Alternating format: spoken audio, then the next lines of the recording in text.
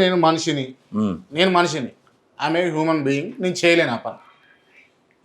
ఇప్పుడు ఇక్కడ కెమెరా తీస్తుండు కదా, ఈ పర్సన్ కూడా చేయలేరు. బహుశా మీరు దైవ స్వరూపులు కావచ్చు, మీలాంటి వాళ్ళు చేస్తారు కావచ్చు అనుకుంటాను నేను. ఏం చేయొచ్చు?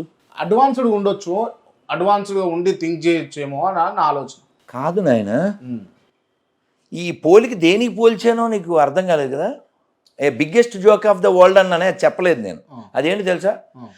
అతను నీ కొరకై, నీ పాపం కొరకై ముందే చనిపోయాను అన్న జోక్ కోసం చెప్పా.